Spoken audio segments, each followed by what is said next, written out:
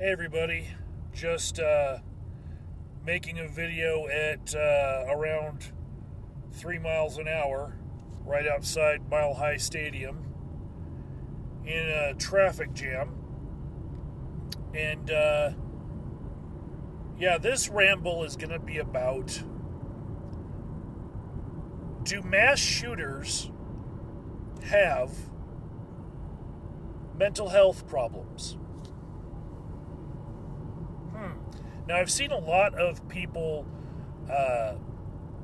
talking about this issue, mostly because the president made it his way of dealing with gun violence in the wake of the Dayton and El Paso mass shootings. But a lot of different news clips that I've seen in the past 2 weeks, a lot of articles that I've seen have all been talking about, do mass shooters have psychological problems that could be addressed with better mental health care? Could we avoid these mass shootings by spending more time on mental health in America? And I've seen some pundits get up on the screen and say, well, the majority of mass shooters, it's statistically been shown, did not have a mental health disorder. So let me tell you guys something. Here's my take on that.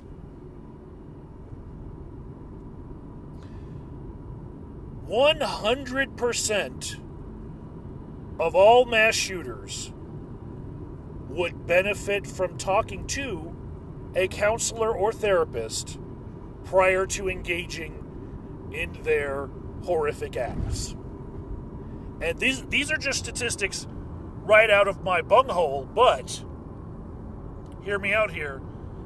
I'm going to say around 95% of them, if they spent enough time with a therapist actually talking about the issues that they had that were going to lead them to performing a mass shooting, they would end up not doing it, right? And again, numbers out my bunghole here, somewhere less than 5% of them would probably maybe still do it, right? And that would be because they didn't take the therapy session seriously because maybe their mom sent them there, or they were court mandated to that therapy and they didn't want to participate, or it was explained to them in the confidentiality agreement that would be in the first session that if you have a plan to harm people, a specific plan, that we have a duty to warn people that you're going to harm them. So they don't want to get caught before they even enact their plans, so they don't talk about them.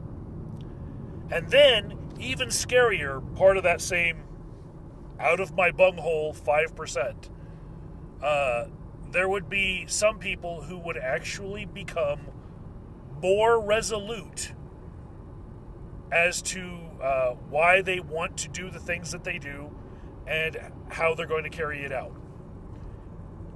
This could be, somebody ruined their life by, I don't know, being a drunk driver and killing their wife and kids, so they want to enact revenge, and then they want to do suicide by cop after killing the person that killed their family.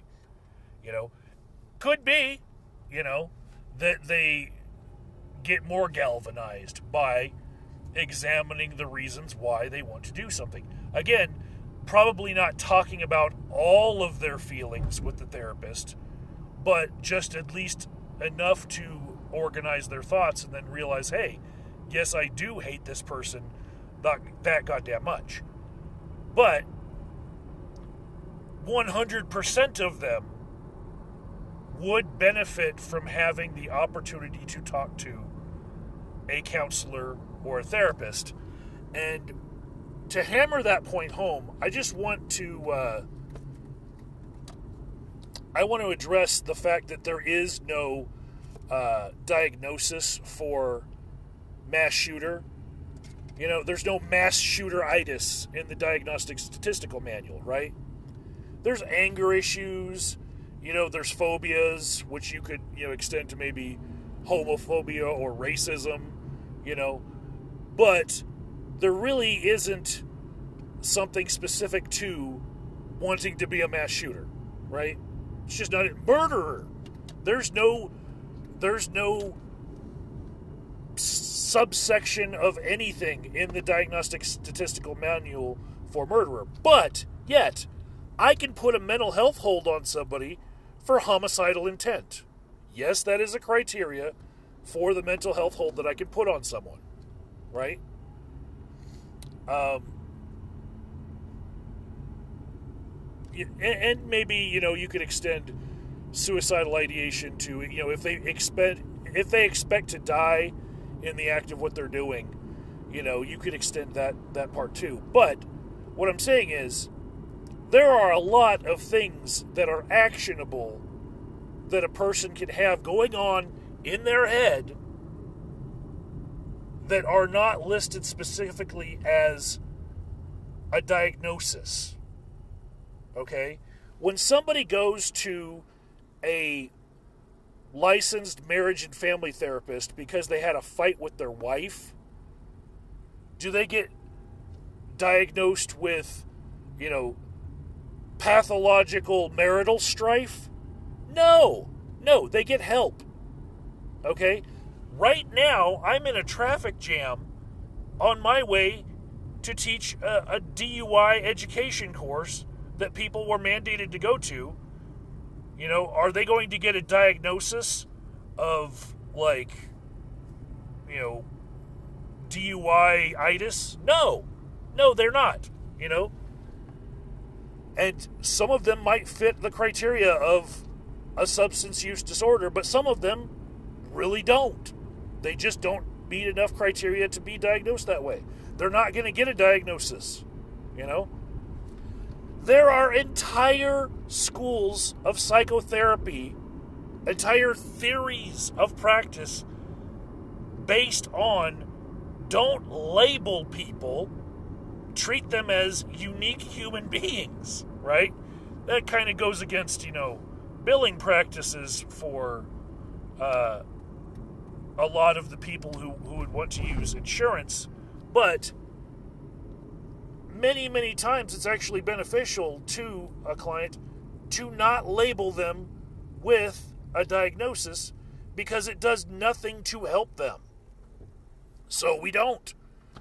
There are a vast many people who pay out of pocket to see a therapist because they're stressed out about something that week, and it could be anything.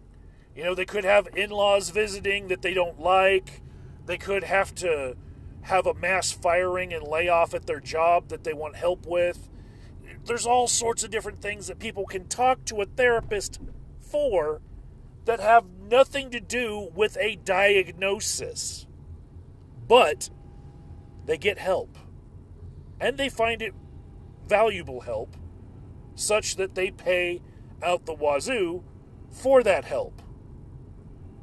And I'm here to tell you, the vast majority of mass shooters would have benefited from an examination of their ideology that led to their acts in a session with a counselor or therapist. Okay? So when you hear people say, oh, well, the majority of mass shooters didn't have a psychiatric diagnosis either before or after they committed their acts. Okay, that's fine. They still did something really stupid and rash and something that is unacceptable in society that they could have talked about with somebody and maybe come to a different decision. Right? And that perfect person to talk about it with would be a freaking therapist.